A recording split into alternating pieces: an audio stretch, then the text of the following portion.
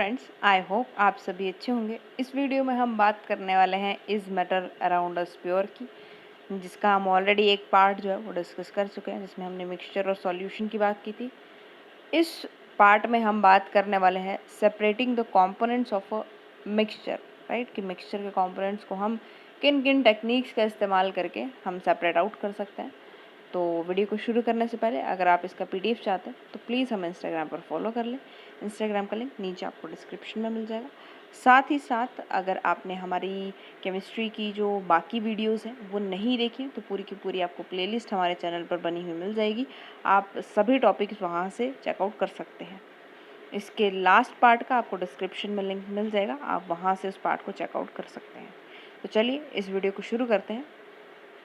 सबसे पहले बात करेंगे how can we obtain coloured component या dye from blue black ink. किस तरह से हम डाई को निकाल सकते हैं हमारी ब्लू या ब्लैक इंक से, राइट। तो इस मेथड को करने के लिए हमें चाहिए क्या, हमें फॉलो करना पड़ेगा इवेपोरेशन को, राइट। इवेपोरेशन आप सभी को पता है कि क्या होती है। तो इस टेक्निक में हम वो कैसे यूज़ करने वाले हैं, तो जो वॉलेटाइल कंपोनेंट होता है, मतलब वॉलेटाइल कंपोनेंट्स ऐसे होते हैं जो कम टेम्परेचर पे जल्दी इवेपोरेट हो जाते हैं, राइट, जो कि कम टेम्परेचर्स पे जल्दी इवेपोरेट हो जाते हैं, वो वॉलेटाइल होते हैं। और नॉन वॉलेटाइल जो कि कम टेम्परेचर पर जल्दी इवेपोरेट नहीं होते हैं, राइट, जिनका बॉइलिंग पॉइंट या मैं कहूँ इवेपोरेशन का जो पॉइंट है वो ज़्यादा होता है, टेम्परेचर ज़्यादा लगता है उनको, राइट। तो यहाँ पे हम जो वॉलेटाइल कंपोनेंट्स हैं उनको नॉन वॉलेटाइल कंपोनेंट से सेपरेट आउट करते हैं। तो जो हमारा सॉल्वेंट होता है वो कैसा होगा, वॉलेटाइल कंपोनेंट होगा, और जो हमारा सॉल्यूट होगा वो कैसा होगा, नॉन वॉलेटाइल होगा। और इस मेथड में हम इवेपोरेशन का यूज़ करके इन दोनों को सेपरेट आउट कर सकते हैं। तो करेंगे क्या, एक हमने बर्नर ले लिया, राइट। बर्नर के ऊपर हमने क्या प्लेस कर दिया, बीकर को प्लेस कर दिया। बीकर के अंदर क्या डाल दिया, वाटर डाल दिया, राइट। उसके ऊपर एक वॉच ग्लास रख दिया। वॉच ग्लास में हमने हमारा सॉल्यूशन डाल दिया, जिसमें कि वॉलेटाइल कंपोनेंट सॉल्वेंट है, राइट, और नॉन वॉलेटाइल सॉल्यूट है। अब हमने इनको हीटअप करना शुरू किया, तो इवेपोरेशन होने की वजह से जो हमारा सॉल्वेंट होगा, क्योंकि वो एक वॉलेटाइल कंपोनेंट है, वो इवेपोरेट होकर के उड़ जाएगा, और हमारे पास इस वॉच ग्लास में क्या रह जाएगा, हमारा नॉन वॉलेटाइल सोल्यूट जो है हमारे पास रह जाएगा। तो इस तरह से हम जो है वो सेपरेट आउट कर सकते हैं, राइट। अब हम नेक्स्ट की बात करते हैं, how can we separate cream from milk. तो ये बहुत ही कॉमन सी चीज़ है, सभी ने अपने घरों में बटर निकलता हुआ तो देखा ही होगा कि किस तरह से बटर को निकाला जाता है, राइट। अगर आप गाँव में रहते हैं तो आप इस टेक्निक को आप रोज़ ही इस्तेमाल करते होंगे। और अगर हम गाँव में नहीं भी रहते हैं तब भी हम और भी ऐसे काम होते हैं जिनमें हम इस टेक्निक को इस्तेमाल करते हैं। तो इसके बारे में पढ़ लेते हैं कि होता क्या है कि कई बार कुछ सॉलिड पार्टिकल्स लिक्विड में वो इतने छोटे होते हैं कि जो फिल्टर पेपर होता है उसमें से भी वो पास ऑन कर जाते हैं। तो इस तरह के पार्टिकल्स को हम फिल्ट्रेशन टेक्निक से सेपरेट आउट नहीं कर सकते, राइट। जैसे कि मैंने आपको मिल्क की हमने लास्ट वीडियो में बात की थी, तो वो क्या है, वो एक कोलॉइड सॉल्यूशन है। तो वो इतना छोटा होता है, इतना छोटा पार्टिकल जो होता है वो ऐसा लगता है कि वो एक होमोजीनियस मिक्सचर है, लेकिन वो होता कैसा है, वो हेट्रोजीनियस मिक्सचर होता है, राइट। तो वो पार्टिकल्स इतने छोटे होते हैं कि फिल्ट्रेशन पेपर से वो पास ऑन कर जाते हैं। तो फिल्ट्रेशन टेक्निक से हम उनको सेपरेट आउट नहीं कर सकते, राइट। तो ऐसे मिक्सचर्स को सेपरेट आउट करने के लिए हम सेंट्रीफ्यूगेशन का यूज़ करते हैं, राइट। सेंट्रीफ्यूगेशन क्या है, तो इसको देखते हैं। इसमें क्या होता है कि हम जो हमारे पास सॉल्यूशन है उसको हम इतना रैपिडली रोटेट करते हैं, राइट, इतना रैपिडली स्पिन करते हैं कि जो डेंसर पार्टिकल्स हैं, मतलब कि घने पार्टिकल्स हैं, वो कहाँ पे बैठ जाएंगे, वो नीचे आ जाएंगे बॉटम पे, राइट। और जो लाइटर पार्टिकल्स हैं वो कहाँ रहेंगे, वो ऊपर रहेंगे टॉप पे, राइट। इसका बहुत अच्छा एग्जाम्पल है कि अगर आप मिक्सी में जो आपका बटर निकालेंगे तो बटर कहाँ होता है, हमेशा मिक्सी के बॉटम में वो जा कर के बैठ जाता है। और जो आपका बटर मिल्क होता है, जिसको आप छाछ कहते हैं या लस्सी कहते हैं, वो कहाँ रहेगा, वो ऊपर रहेगा, क्योंकि वो लाइटर है, राइट। तो वो जो स्पिनिंग का प्रोसेस है उसको ही सेंट्रीफ्यूगेशन कहा जा रहा है, राइट। जो बॉटम में क्या है आपका डेंसर पार्टिकल, घना पार्टिकल या हैवी पार्टिकल, वो नीचे चला जाएगा और लाइटर पार्टिकल कहाँ रहेगा, ऊपर रहेगा टॉप पे, राइट। अब इसके एप्लीकेशंस देख लेते हैं कि रोज़मर्रा की ज़िंदगी में हम सेंट्रीफ्यूगेशन का यूज़ कहाँ करते हैं, राइट। तो used in diagnostic laboratories for blood and urine test. तो इस तरह की एक मशीन होती है सेंट्रीफ्यूगेशन करने के लिए, उसमें आप जो सैंपल है वो प्लेस कर देते हैं, इस तरह से जगह होती है प्लेस करने की, राइट। तो उसमें आपने डाल दिया, तो पहले कैसा था, ये पार्टिकल सस्पेंडेड है इसके अंदर, जब आपने इसको बहुत ही रैपिडली रोटेट किया, राइट, तो ये जो डेंसर पार्टिकल है जिसको पैलेट कहा जाता है, ये कहाँ चला गया, बॉटम में चला गया, नीचे चला गया। और ऊपर जो आपका लाइट पार्टिकल है उसको क्या कहा जाएगा, सुपरनेटेंट, राइट। तो वो कहाँ रह गया, ऊपर रह गया टॉप में, राइट। सेम ही चीज़ क्या है, अगर जैसे हमने बटर का एग्जाम्पल लिया था, तो बटर क्या है, ये पैलेट है कि वो नीचे बैठ जाएगा, और जो आपका बटर मिल्क है या छाछ है या लस्सी है वो कहाँ चली जाएगी, वो आपका सुपरनेटेंट है क्योंकि वो टॉप पे रह रहा है, राइट। अब नेक्स्ट देख लेते हैं, used in dairies and home to separate butter from cream, right. तो बटर को क्रीम से सेपरेट आउट करने के लिए भी कौन सी टेक्निक यूज़ हो रही है, यही टेक्निक का इस्तेमाल हो रहा है, राइट। और उसके बाद क्या है, used in washing machines to squeeze out water from wet clothes. बहुत ही अच्छा एग्जाम्पल है, ये तो आजकल हर एक घर में यूज़ होती है वॉशिंग मशीन, राइट। तो अगर आप स्पिन वाले पार्ट में जहाँ पे आप कपड़े सुखाते हैं उसमें आप देखेंगे, तो जब आप वेट क्लोथ्स डालते हैं, राइट, तो उसके बीच में छोटे छोटे पोर्स होते हैं और हम उस पार्ट को, राइट, वो स्पिनिंग वाला पार्ट इतनी जल्दी रोटेट करता है कि जो लाइट पार्टिकल्स हैं मतलब वाटर के, वो कहाँ हैं, वो उस छेदों में से या उस होल्स में से, छोटे छोटे होल्स होते हैं वहाँ पे, वहाँ से वो बाहर निकल जाते हैं और आखिर में आपके पास क्या बचता है, तो वो सूखा हुआ कपड़ा जो है वो आपके पास बच करके आ जाता है, राइट। तो यही टेक्निक जो है वो उसमें भी इस्तेमाल हो रही है। नेक्स्ट चलते हैं, how can we separate a mixture of two immiscible liquids. Immiscible liquids क्या होते हैं, जो कम्प्लीटली एक दूसरे के साथ डिजॉल्व नहीं होते, राइट। बहुत ही अच्छा एग्जांपल है ऑयल और वाटर, राइट। तो इसमें हम इमिसिबल लिक्विड्स को किस तरह से सेपरेट आउट कर सकते हैं, तो हम इस तरह का एक सेपरेट फनल लेंगे, सेपरेटिंग फनल लेंगे, राइट। उसके बीच में आपका जो ऑयल का मिक्सचर है और वाटर है वो आप दोनों के दोनों जो है वो इसके अंदर डाल देंगे। अब क्योंकि हमने बात की थी कि जो ऑयल होता है उसकी डेंसिटी जो है वो कम होती है, आई मीन ज़्यादा होती है, इसलिए वो क्या है, वो एक लाइटर पार्टिकल है, राइट। जो ऑयल है वो कैसा है, वो लाइटर पार्टिकल है वाटर से, और इसीलिए वाटर हैवी होने की वजह से वो नीचे बैठता है और जो ऑयल है वो हमेशा पानी के ऊपर आपको दिखेगा, राइट। तो इस वजह से जो जब आप सेपरेटिंग फनल में दोनों को डालेंगे तो जो वाटर है वो हमेशा आपको नीचे दिखेगा।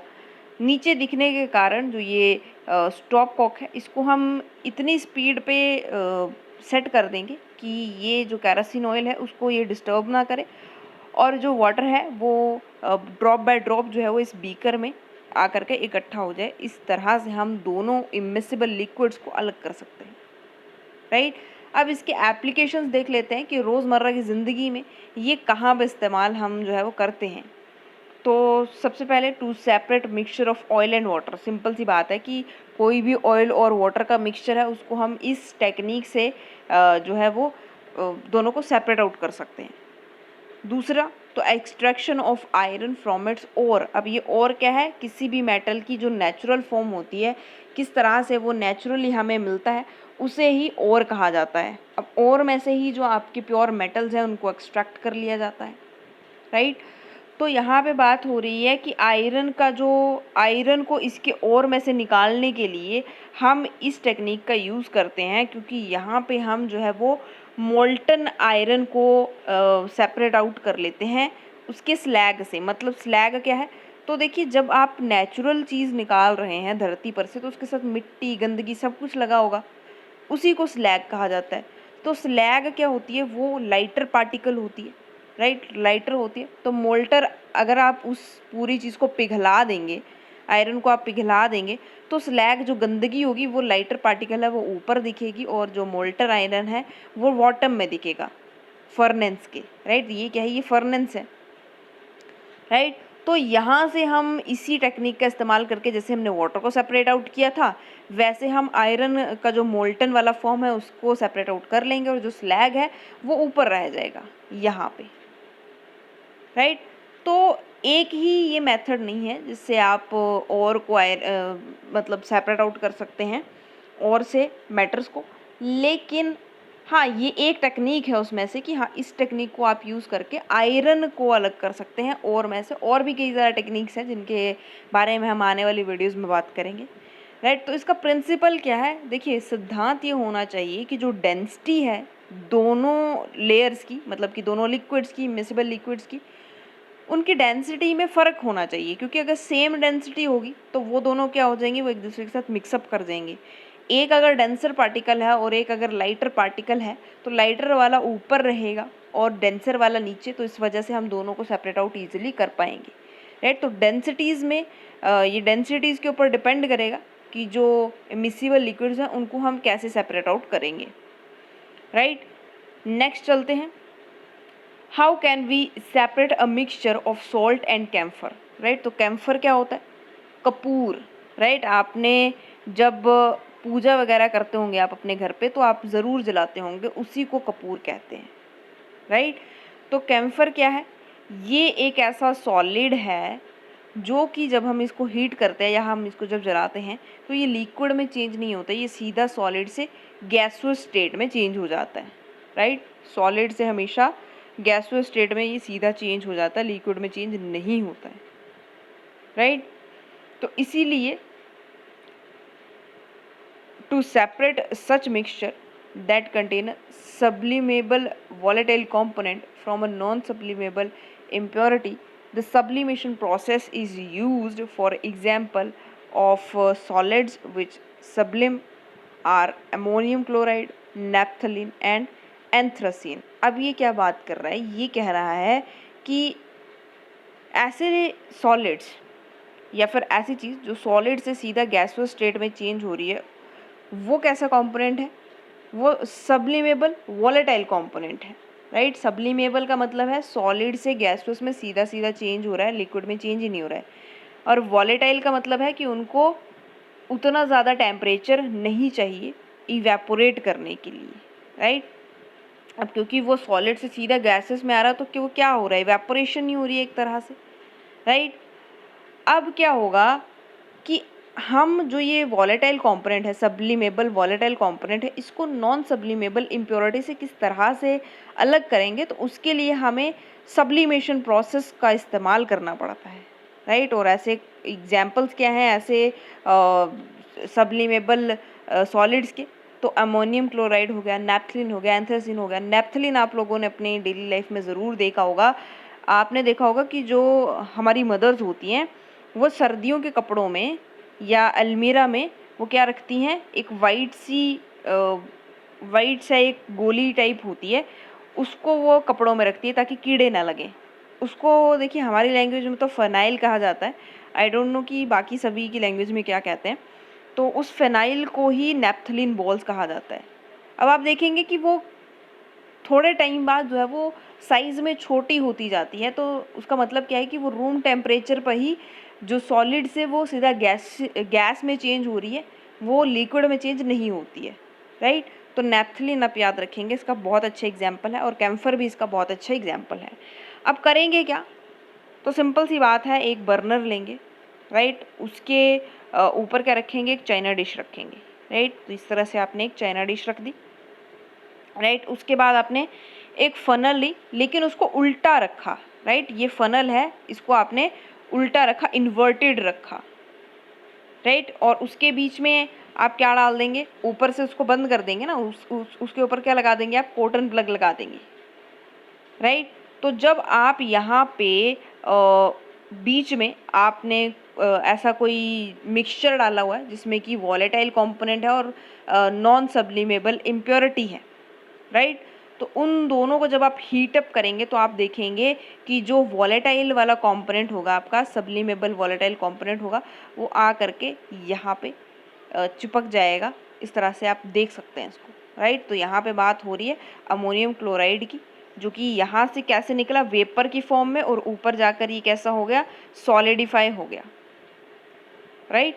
तो इस टेक्निक से आप जो है वो सब्लिमेबल वॉलेटाइल कंपोनेंट्स को नॉन सब्लिमेबल इम्प्योरिटीज से अलग कर सकते हैं, राइट। एग्जाम्पल मैंने आपको बता दिया किन किन चीज़ों पे आप ये इस्तेमाल कर सकते हैं। तो नेप्थलीन काफ़ी अच्छा एग्जाम्पल है, अमोनियम क्लोराइड हो गया, और साथ ही साथ कैम्फर हो गया, एंथ्रासीन हो गया, राइट। नेक्स्ट बात करते हैं, is the dye in black ink a single colour, कि जो डाई है ब्लैक कलर की, क्या वो एक सिंगल कलर है कि ब्लैक ही कलर है उसमें। तो देख लेते हैं इसके बारे में आगे। The ink that we use has water as the solvent and the dye is soluble in it, right. जो हम इंक यूज़ कर रहे हैं उसमें वाटर क्या है, एक सॉल्वेंट का काम कर रहा है, और जो डाई है वो इसके अंदर क्या है, सॉल्युबल है। As the water rises in the filter paper, अब आपने क्या किया, एक फ़िल्टर पेपर लिया। तो इस डायग्राम को देखते हुए चलते हैं हम साथ में, कि आपने एक बीकर लिया, उसमें क्या किया, उसमें आपने डाल दिया वाटर, ठीक है। अब एक फ़िल्टर पेपर लिया जिसके ऊपर क्या है, आपने डाई को प्लेस कर दिया, ये जो है ये ink spot that is your dye, right. अब आपने क्या किया कि उस फ़िल्टर पेपर को कहाँ प्लेस कर दिया, वाटर के अंदर प्लेस कर दिया, राइट। अब it takes along with the dye particles, तो अब ये अपने साथ क्या है, वाटर जो है अपने साथ क्या लेकर के जाएगा, डाई पार्टिकल्स को भी उस फिल्टर पेपर के ऊपर ले करके जाएगा। Usually a dye is a mixture of 2 or more colours, तो डाई हमेशा सिर्फ ब्लैक ही नहीं होती है, ये 2 या 2 से ज़्यादा कलर्स जो हैं वो इसके अंदर हो सकते हैं। The colored component that is more soluble in water rise faster and in this way the colors get separated. तो जो colored component है, राइट, वो जितने ज़्यादा सॉल्युबल होंगे वाटर में, जो कलर जितना ज़्यादा सॉल्युबल होगा वाटर में, वो उतनी ही तेज़ी से ऊपर की तरफ को वो राइज करेगा, राइट। तो आप यहाँ देख रहे हैं, यहाँ पे इंक स्पॉट सिर्फ पहले ब्लैक कलर की थी, लेकिन उसमें से नेक्स्ट ही जो है वो अलग अलग कलर्स निकल करके आ रहे हैं। तो अलग अलग डिफरेंट कलर्स जो है वो अपनी मतलब तेज़ी से ऊपर की तरफ जा रहे हैं। तो मतलब येलो अगर सबसे ऊपर है तो सबसे ज़्यादा सॉल्युबल कौन है वाटर में, सबसे ज़्यादा सॉल्युबल है येलो कलर, क्योंकि तभी वो इतनी तेज़ी से ऊपर की तरफ को बढ़ रहा है। और इसी तरह से हम सभी कलर्स को सेपरेट आउट कर सकते हैं। इस पूरी टेक्निक को कहा जाता है क्रोमेटोग्राफी, राइट। तो क्रोमेटोग्राफी का मतलब क्या है, ग्रीक वर्ड में क्रोमा का मतलब होता है कलर, वहीं से इसका नाम रखा गया है क्रोमेटोग्राफी। और ये जो टेक्निक है ये कलर्स की सेपरेशन के लिए यूज़ किया जाता है, इसीलिए इसको नाम जो है वो ऐसा दिया गया है क्रोमेटोग्राफी, मतलब कलर से जुड़ा हुआ। अब इसके एप्लीकेशंस क्या हैं, तो सबसे पहले इसका एप्लीकेशन है कलर्स इन अ डाई, उनको सेपरेट आउट करने के लिए, राइट। अभी हमने क्या किया, डाई में से कलर्स को सेपरेट आउट किया। उसके बाद पिगमेंट्स फ्रॉम नेचुरल कलर्स, तो नेचुरल कलर्स जो होते हैं जो हमें फूलों से मिलते हैं, प्लांट से मिलते हैं, उनमें से जो पिगमेंट्स हैं अगर हमें उन्हें सेपरेट करना है तो हम क्रोमेटोग्राफी का ही यूज़ करते हैं। उसके बाद ड्रग्स फ्रॉम ब्लड, राइट। तो ब्लड में से अगर आपको ड्रग्स को सेपरेट आउट करना है तो आप इस टेक्निक का यूज़ कर सकते हैं, राइट। नेक्स्ट चलते हैं, how can we separate a mixture of 2 miscible liquids. अब हमने पीछे इमिसिबल लिक्विड्स की तो हमने बात कर ली थी, राइट। तो हमने वहाँ क्या बोला था, इमिसिबल लिक्विड्स ऐसे होते हैं जो एक दूसरे के साथ फुली डिजॉल्व नहीं होते हैं, एक दूसरे के साथ फुली मिक्सअप नहीं होते हैं। लेकिन मिसिबल लिक्विड्स ऐसे होते हैं जो एक दूसरे के साथ अच्छे से मिक्सअप हो चुके होते हैं, राइट। अब इस मेथड को कहा जाता है डिस्टिलेशन, राइट। ये एक ऐसा मेथड है जिसमें हम 2 मिसिबल लिक्विड जो होते हैं उनके कंपोनेंट्स को मिक्सचर के अंदर, क्योंकि ऑब्वियसली 2 चीज़ें मिल रही हैं तो क्या बनाएंगे, मिक्सचर बनाएंगी, तो उनको हम अलग कर सकते हैं विदाउट उनकी डीकॉम्पोजिशन हुए, राइट। और ये कैसे होगा, उनके जो बॉइलिंग पॉइंट्स हैं उनके बॉइलिंग पॉइंट्स में एक सफिशिएंट डिफरेंस होना चाहिए। अगर दोनों का बॉइलिंग पॉइंट सेम रहेगा तो ऑब्वियसली दोनों एक ही टाइम पर जो है वो इवेपोरेट होंगे या बॉयल होंगे, तो हम उनको अलग नहीं कर पाएंगे, उनके पार्टिकल्स जो हैं वो अलग नहीं हो पाएंगे, राइट। तो उनके बीच में एक सफिशिएंट थोड़ा सा बॉइलिंग पॉइंट का डिफरेंस जो है वो होना चाहिए। तो to separate a mixture of 2 or more miscible liquids for which the difference in boiling point is less than 25 kelvin. तो मैंने आपको वही बताया कि अगर आप 2 मिसिबल लिक्विड्स को सेपरेट आउट करना चाहते हैं तो उनके बॉइलिंग पॉइंट में एटलीस्ट कम से कम जो है वो 25 केल्विन का या इससे कम जो है वो डिफरेंस होना चाहिए, राइट। उसके बाद fractional distillation process is used. तो इन जो मिसिबल लिक्विड्स को सेपरेट आउट करने के लिए हम कौन सा टेक्निक यूज़ कर रहे हैं? फ्रैक्शनल डिस्टिलेशन का जो प्रोसेस है वो हम यूज़ कर रहे हैं, राइट। अब जो यहाँ पे the practice is similar to that for simple distillation. तो ये सिंपल डिस्टिलेशन जैसा ही होता है, राइट। सिंपल डिस्टिलेशन आप यूज़ कर सकते हैं तो उसके जैसा ही होगा, लेकिन अगर बॉइलिंग पॉइंट जो है उनमें बहुत ही कम डिफरेंस है, जैसे कि 25 केल्विन से कम का डिफरेंस है, तो आप उसके लिए कौन सा टेक्निक यूज़ कर रहे हैं? फ्रैक्शनल डिस्टिलेशन यूज़ कर रहे हैं, राइट। अब सिंपल डिस्टिलेशन में हम देखते हैं, तो आप ये जो नीचे डायग्राम है इसमें देखिए, इसमें आपने क्या किया? सबसे पहले आपने हीट दी, राइट। आपने हीट दी, हीट कहाँ गई? इस फ्लास्क में गई, राइट। वहाँ से आपने ऑलरेडी जो कंडेंसर है वो लगा रखा है, उसमें एक तरफ से वाटर अंदर जाएगा और एक तरफ से बाहर जाएगा। हीट देने के दौरान वो इवेपोरेट हो करके कंडेंसर से वो दोबारा लिक्विड में चेंज होगा और कहाँ गिरेगा? इस जो आपने बीकर लगा रखा है इसमें जो वो प्योर वाटर है या जो भी आपका लिक्विड है जिसको आप सेपरेट आउट करना चाहते हैं वो यहाँ पे आपको इस बीकर में मिल जाएगा, राइट। तो ये थी सिंपल डिस्टिलेशन। लेकिन अगर आप फ्रैक्शनल डिस्टिलेशन देखेंगे तो यहाँ पे एक फ्रैक्शनल कॉलम जो है वो ऐड कर दिया जाता है, राइट। तो यहाँ पे क्या होगा? आपने जब इसको हीट किया, राइट, तो जो आपका ये फ्लास्क है इसके बीच में आपका वो सॉल्यूशन पड़ा हुआ, वो मिसिबल लिक्विड्स पड़े हुए हैं। अब इस थर्मामीटर से आप क्या है वो 25 केल्विन वाला जो आपका टेम्परेचर है वो आप मेंटेन कर सकते हैं, राइट। उसके बाद क्या होगा? तो ये जब इवेपोरेट होगा, जो भी जिसका कम बॉइलिंग पॉइंट होगा जिस मिसिबल लिक्विड का, वो थोड़ा सा जल्दी इवेपोरेट हो जाएगा, राइट। तो वो इवेपोरेट होने के बाद इस पूरे फ्लास्क में से, इस पूरे ट्यूब में से कहाँ जाएगा? वो जाएगा कंडेंसर में। अब कंडेंसर में वो कैसा था? पहले तो गैस स्टेज में था, वेपर स्टेज में था। कंडेंसर में आने के बाद वो दोबारा लिक्विड में चेंज हो जाएगा। लिक्विड में चेंज होने के बाद वो हमें कहाँ मिलेगा? इस फ्लास्क में या इस बीकर में जो है वो हमें मिल जाएगा, राइट। तो इस तरह से हम 2 मिसिबल लिक्विड्स को भी सेपरेट आउट कर सकते हैं अगर उनमें बहुत ही कम डिफरेंस है, जैसे कि 25 केल्विन तक का या उससे कम का डिफरेंस है, तो हम फ्रैक्शनल डिस्टिलेशन का इस्तेमाल कर रहे हैं। और बाकी के लिए हम कौन सा इस्तेमाल कर सकते हैं? सिंपल डिस्टिलेशन भी इस्तेमाल हम कर सकते हैं, right. Except that fractional column is fitted in between the distillation flask and the condenser. तो ये है डिस्टिलेशन फ्लास्क और उसके बीच में क्या हम एक फ्रैक्शनल कॉलम को ऐड ऑन कर देते हैं। बस दोनों टेक्निक्स में सिर्फ एक इसी पार्ट का डिफरेंस है, right. A simple fractioning column is a tube packed with glass beads and the beads provide surface of the vapors to cool and condense rapidly। और ये repeatedly जो है वो ये चलता रहेगा जब तक जो मिसिबल आपका लिक्विड है वो यहाँ से दूसरे वाले मिसिबल लिक्विड से सेपरेट आउट नहीं हो जाता, राइट। तो पूरा का पूरा मैंने आपको समझा दिया है दोनों में क्या फ़र्क है, बस आप वो याद रखेंगे। नेक्स्ट चलते हैं, how can be obtain different gases from air. अब एयर में से, हवा में से आप जो डिफरेंट गैसेस हैं, क्योंकि आपको पता है कि एयर जो है वो अलग अलग गैसेस से मिल करके बनी हुई है, तो उसके लिए आप कैसे उनको सेपरेट आउट करेंगे उनकी बात कर लेते हैं। तो एयर हमें पता है एक होमोजेनियस मिक्सचर है, राइट, क्योंकि गैसेस जो हैं वो एक दूसरे के साथ जो है उनके पार्टिकल्स जो हैं वो एक दूसरे के साथ बहुत अच्छे से मिक्सअप हो चुके हैं, राइट। तो वो कैसा है? एक होमोजीनियस मिक्सचर है और इसको हम फ्रैक्शनल डिस्टिलेशन की मदद से सेपरेट आउट कर सकते हैं। अब देखिए यहाँ पे थोड़ा सा डिफरेंस है फ्रैक्शनेशनल डिस्टिलेशन का, राइट। इसके लिए हम जो है वो कुछ अलग सा इंस्ट्रूमेंट या कह सकते हैं कोई अलग सी मशीनरी हम यहाँ पे यूज़ कर रहे हैं, राइट। अब अगर देखा जाए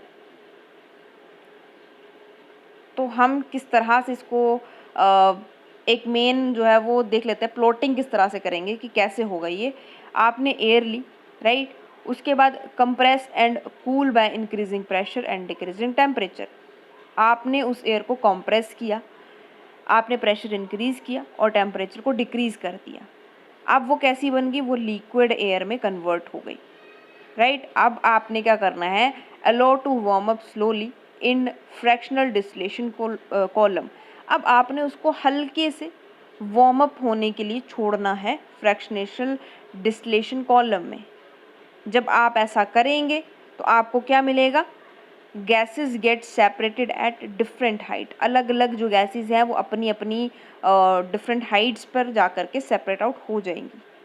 अब आपके लिए ज़रूरी ये है कि आप इन 3 गैसेस का जो बॉइलिंग पॉइंट है वो तो याद कर लीजिए, क्योंकि यहाँ से क्वेश्चन आपको देखने को मिल सकता है। ऑक्सीजन का बॉइलिंग पॉइंट कितना है, -183 डिग्री सेल्सियस, राइट। अर्गन का कितना है, -186 डिग्री सेल्सियस। नाइट्रोजन का कितना है, -196 डिग्री सेल्सियस, राइट। और परसेंटेज एयर बाय वॉल्यूम देखेंगे तो 20.9 है ऑक्सीजन की, 0.9 है अर्गन की, और नाइट्रोजन की कितनी है, 78.1, राइट। हो सकता है कि आपको परसेंटेज बाय वॉल्यूम ना पूछे, लेकिन बॉइलिंग पॉइंट पर से क्वेश्चन आ सकता है, राइट। तीनों की आप याद कर लीजिए। अब हम टेक्निक देखते हैं कि किस तरह से हम इनको सेपरेट आउट करेंगे। सबसे पहले हमने क्या किया, एक फ़िल्टर से जो है वो एयर हमने इस पूरे प्रोसेस में डाल दी, राइट। प्रोसेस शुरू हो चुका है, एयर अंदर आ गई। एयर अंदर आने के बाद हमने एयर को क्या किया, कंप्रेस किया। हमने एयर को प्रेशर में रखा, उसको अंडर प्रेशर रखा, प्रेशर थोड़ा सा दबाव जो है वो एयर के ऊपर हमने डाला। अब क्या हुआ, एयर हॉट एयर में कन्वर्ट होकर के कहाँ चलेगी, नेक्स्ट पार्ट में चलेगी। जो नेक्स्ट पार्ट है वहाँ पे क्या हो रहा है कि एक कॉइल टाइप स्ट्रक्चर है, राइट, जिसमें से एक तरफ से क्या जा रहा है, फ्रीजिंग कोल्ड वाटर जा रहा है, दूसरी तरफ से ये बाहर निकल जा रहा है। अब जब यहाँ पर एयर इसके कांटेक्ट में आएगी तो एयर क्या हो जाएगी, वो हॉट एयर कैसी हो गई, वो कोल्ड कंप्रेस्ड एयर बन गई, ठंडी हवा बन गई। कोल्ड कंप्रेस एयर बनने के बाद वो कहाँ गई, वो गई सेपरेटर में। सेपरेटर में जब वो गई तो यहाँ से जो कार्बन डाइऑक्साइड होगी वो ड्राई आइस बन करके बाहर निकल जाएगी, राइट। उसके बाद आगे जाने के बाद जो बाकी जो कंपोनेंट्स होंगे उस एयर के, वो क्या हो जाएंगे, वो लिक्विड एयर में कन्वर्ट हो गए होंगे, क्योंकि वो कहाँ होंगे इस वक्त, एक्सपेंशन जेट में होंगे, राइट। तो उसके बाद जब वो लिक्विड एयर में कन्वर्ट हो जाएंगे, उसके बाद वो फ्रैक्शनल डिस्टिलेशन कॉलम में रहेंगे। यहाँ पर जो नाइट्रोजन है वो भी बाहर निकल जाएगी, अर्गन है वो भी बाहर निकल जाएगी, और जो ऑक्सीजन है वो हमारे पास कैसी आ जाएगी, लिक्विड ऑक्सीजन बन करके निकल जाएगी। तो इस तरह से हमने एयर के सभी कंपोनेंट्स को क्या कर लिया, सेपरेट आउट कर लिया फ्रैक्शनल डिस्टिलेशन की मदद से, राइट।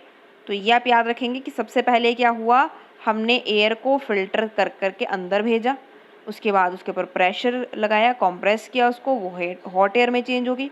हॉट एयर में चेंज होने के बाद नेक्स्ट पार्ट में हमने क्या किया, एक कॉइल्ड लाइक स्ट्रक्चर में से फ्रीजिंग कोल्ड वाटर को पास आउट किया, जो एक तरफ से अंदर जा रहा था और दूसरी तरफ से बाहर।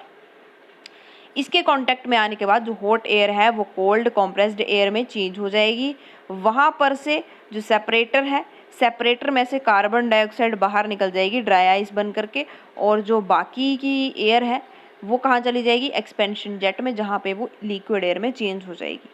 लिक्विड एयर में चेंज होने के बाद वो कहाँ गई, फ्रैक्शनल डिस्टिलेशन कॉलम में गई, जहाँ पर से नाइट्रोजन और अर्गन को बाहर निकाल लिया गया, और जो ऑक्सीजन है वो लिक्विड ऑक्सीजन बन करके हमारे पास आ गई, राइट। तो इस तरह से हम पूरा प्रोसेस याद रखेंगे और इस तरह से हम जो है वो इनको सेपरेट आउट कर सकते हैं। नेक्स्ट चलते हैं, how can we obtain pure copper sulphate from an impure sample, कि हम प्योर कॉपर सल्फेट को एक इम्प्योर सैंपल में से कैसे निकाल सकते हैं। तो सिंपल सा आप याद रखेंगे, इस प्रोसेस को कहते हैं crystallisation, right. The crystallisation method is use to purify solid. तो सॉलिड्स को प्योरीफाई करने के लिए कौन सा मेथड यूज़ किया जाता है? Crystallisation. To remove this impurities, हम अगर इन इम्प्योरिटीज़ को रिमूव करना चाहते हैं तो प्रोसेस ऑफ क्रिस्टलाइजेशन हम यूज़ करते हैं। क्रिस्टलाइजेशन एक ऐसा प्रोसेस है that separates a pure solid in the form of its crystal from a solution. एक सोल्यूशन में से ये क्रिस्टल्स की फॉर्म में एक प्योर सॉलिड को सेपरेट आउट कर देता है। Crystallisation technique is better than simple evaporation technique. जो सिंपल इवेपोरेशन टेक्निक हमने पढ़ी थी उससे ये कहीं ज़्यादा बेटर है क्रिस्टलाइजेशन, राइट? क्यों? क्योंकि सम सॉलिड्स डिकम्पोज और some like sugar get charred on heating और ड्राइनेस, राइट? कुछ सॉलिड डिकम्पोज हो जाते हैं, राइट? और चीनी की तरह अगर कोई सब्सटेंस है तो वो कैसा है, वो चिपचिपा सा कुछ बन जाएगा। जब अगर हम चीनी को हीट करते हैं वो कुछ चिपचिपा सा लिक्विड बन जाता है, राइट? उसके बाद दूसरी चीज़ क्या है जो उसको अच्छा बनाती है, बेहतर बनाती है सिंपल इवेपोरेशन से? तो सम इम्प्योरिटीज़ मे रिमेन डिजॉल्व। अगर हम सिंपल इवेपोरेशन करते हैं तो कुछ इम्प्योरिटीज़ तब भी डिजॉल्व रहती हैं सॉल्यूशन के अंदर, even after the filtration, filtration करने के बाद भी। On evaporating these contaminated the solid, और जब हम इनको इवेपोरेट करते हैं तो वो सॉलिड क्या है, कंटैमिनेट हो जाता है। मतलब कंटैमिनेट क्या है, तो गंदगी जो है वो उसके साथ ही रहेगी, वो सेपरेट आउट हुई ही नहीं। तो यहाँ पे क्रिस्टलाइजेशन का हमें ये फ़ायदा है कि यहाँ पे हमें जो प्योर सॉलिड है वही मिल रहा है, जो हमें चीज़ चाहिए वही मिल रही है, उसके साथ कोई गंदगी वगैरह नहीं होगी, राइट? तो ये होगा कैसे, तो हम ये देख लेते हैं।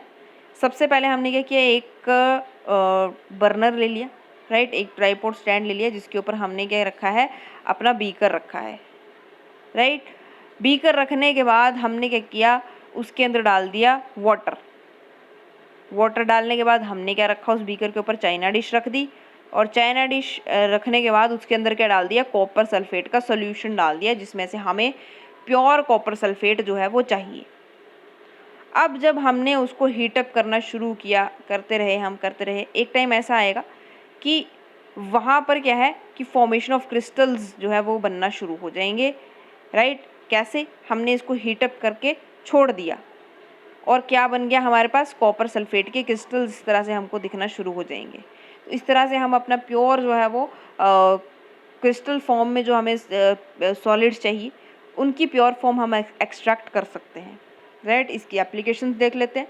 तो एप्लीकेशंस क्या है, purification of salt that we get from sea water. तो सी वाटर से अगर हमें सॉल्ट निकालना है तो सॉल्ट की प्योरीफिकेशन हम इसी तरह से करते हैं, राइट? जो आप सॉल्ट खा रहे हैं अपने घर में वो इसी तरह से बन करके आपके पास आया है।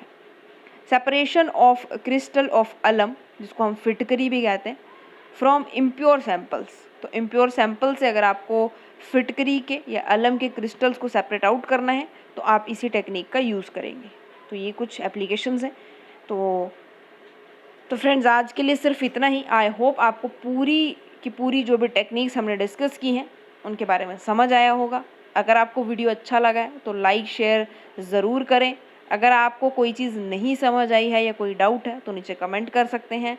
इसी तरह की और वीडियोज़ के लिए आप हमारे चैनल को सब्सक्राइब कर लीजिए और थैंक्स फॉर वॉचिंग।